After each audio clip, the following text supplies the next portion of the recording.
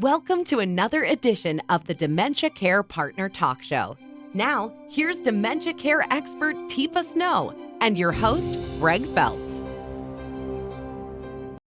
Hello and welcome to Teepa Snow's Dementia Care Partners podcast. I'm your host, and joining me as usual is Teepa Snow. And somewhere in the glut of emails and topics I'm researching, I saw the words physical restraints. And coincidentally, I came across another article, which for all intents and purposes was talking about chemical restraints. Come on, is this still going on? And is this ever appropriate? And if so, under what circumstances? And what are some of the alternatives? Now, I've hit you with a bunch of questions. So maybe you can sort of tell me, where did that come to light? Because that popped up on my podcasts. Yeah. So there always been a historic pattern of physical restraint, which is where you keep a person from doing something by using your body, a device, straps, a seating system, a band across a seatbelt. And if you think about it, a seatbelt is a restraint. It keeps you from getting out of the chair. It keeps you from being shoved out of the chair. People put on chest straps to do things like that. So that's one kind of restraint. And then a chemical restraint is a bit different, but both of them, and chemical restraints were things that we gave people with the purpose, and it has to be the purpose, with the purpose of keeping people from doing things, keeping people from. So the restraint, the piece people sometimes forget is a chemical and physical restraint is to keep people from doing things. But this gets tricky then. So Greg, why do you wear a seatbelt? For my own protection and for the protection of other people who might be in the car so that I don't bounce around and bounce into them. Right. So it could be, in some terms, be considered a physical restraint because it's keeping you in that seat. So the determination was made a while back that the way we would determine whether or not it's typically used for a restraint is whether or not you can get it off if you want it off. So in seatbelts, they spend a lot of time on airplanes, at least, telling you how to get back out of it in case you don't want in, but get in it and stay in it. In case you forgot, yeah. In case you forgot, do this and then you can get out. So, but in facilities or in care, if the person can undo something for themselves when they want to, and historically it's been on command. So I would have to say to you, hey, Greg, can you get off your seatbelt? And if you'd go, oh yeah, here, let me show you, then it wasn't considered a restraint. It was considered a safety system. It was helpful to you, an enabling device. So now, over the time, we've done a number of things with people living with dementia, and so we put pads in front of them. We put a table in front of them. We tip their chair back. We'd put wrist restraints. We put chest restraints. We put a wedge in so that they couldn't get up over the wedge. We'd do all kinds of things and call it. We even rails. We put rails on the bed so they couldn't get out. And the reason people would use them is to keep people places or lock doors. So what it was determined is you can't just do that for convenience. So, Greg, what does it mean for convenience? Well, tricky. It means that I have a bunch of residents to get done, and it's so much easier if I can just sort of control them, because that way I can get the floors mopped and I can do all these other things and not have to worry about people getting in my way or bothering me. So there's all sorts of reasons I could justify it. Yeah. So why don't, what's one value or purpose for them not getting hurt? What did we think for the longest time with restraints, physical restraints particularly? Physical restraints.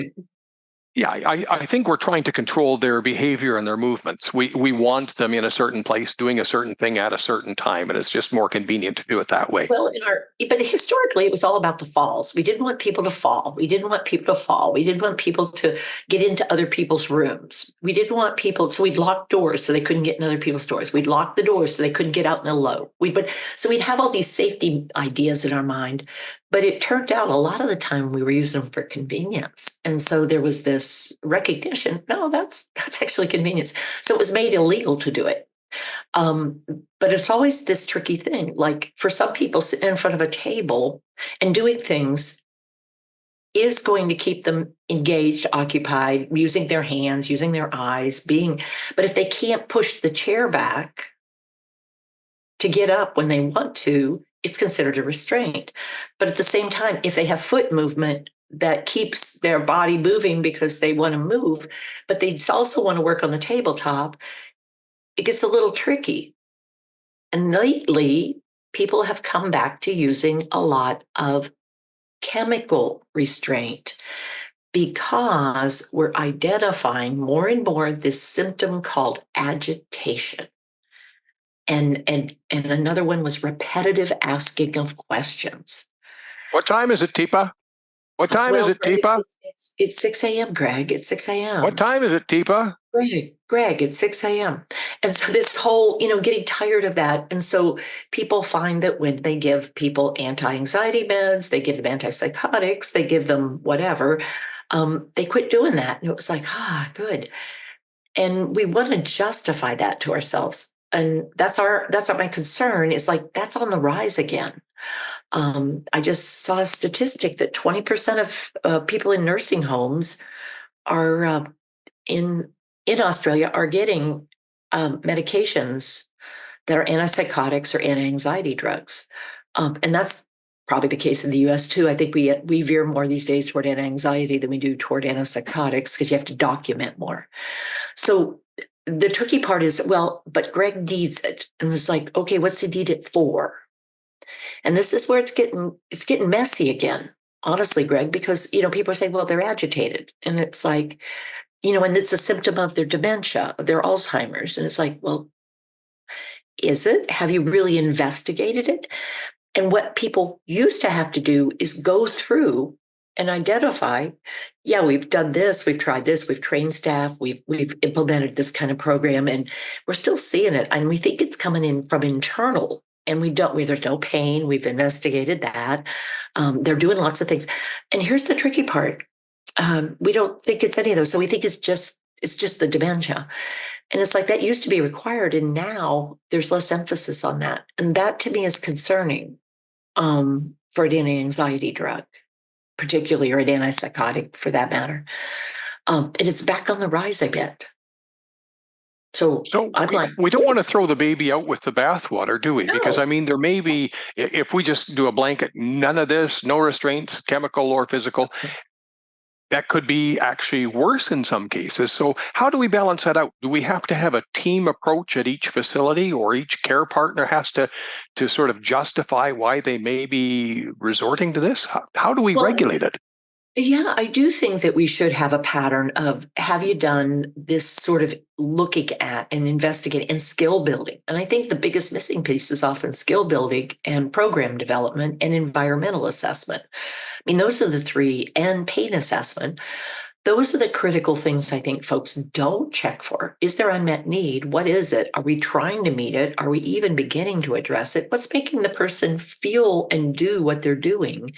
And are we trying to restrict them, or are we trying to promote and support them? So why aren't we helping them get up and move if they want to get up and move? Well, we don't have staffing. I hear you. So how can we work on the staffing, not getting people up to move? And it seems like we put our focus in the wrong spot frequently. And it's often, well, let's keep them from. And that's where we need to really have programs that make a difference. And we don't. I mean, we say we do, but we honestly, it's getting tricky because of some of the things that people are opting to do, frankly. You mentioned skills, and my mind suddenly went back to a video, and you'll know instantly which one this is. Mm-hmm. There was a woman who was going around dusting a couch, and that went on and on and on and on. So you managed to get in there and divert her attention to where she needed to be. Those types of skills would avoid a lot of the conflicts or the need for direct interventions other than what you did. Yeah. And the tricky part is, staff said, of course, this is where it gets tricky, because staff said, we've tried everything, nothing works. You want to try it? And so I asked some simple questions, and one of them was, what did she used to do for a living? And then what she was doing became really obvious to me, to try something. And I was able to, number one, get her to pause when she got finished with the task. She couldn't figure out how to finish the task, which is partly due to her dementia. And then we took a break for a second, and then we walked to the restroom. She went to the restroom, and then she sat down and rested and got something to drink and eat. But it was only my skill that allowed that. And it's like, until we build skill into others in thinking that way, and it's thinking that way, not how do you get her to stop? The skill is, how do I figure out what's driving her behavior?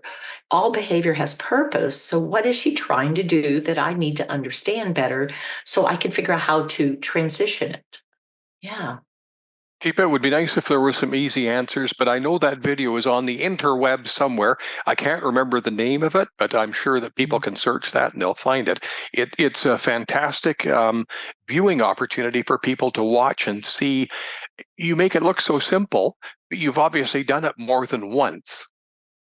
I have. And I think it's understanding challenging situations or challenging behavior, because that's what folks call it. We tend to look at challenging situations, but I think it might be labeled challenging behavior because for many people, that's what they see. They see the behavior and they hear the challenge, but they see the person and not what's the whole situation. Yeah. Teepa, thank you very much. Thanks, Greg. You've been listening to the Dementia Care Partners podcast. For more information on today's topic or any other questions, visit teepasnow.com. Hi, I'm Teepa Snow, and you just found our YouTube channel and watched one of our videos. I'm the owner and founder of Positive Approach to Care. Thanks for watching, and if you liked, if you have a comment about, or you would, please share it with people you know. Ooh, and if you haven't yet done it, consider subscribing. We'll let you know when the next new video comes out. And you might want to visit our website, www.teepasnow.com, where you'll find other resources as well. See you there.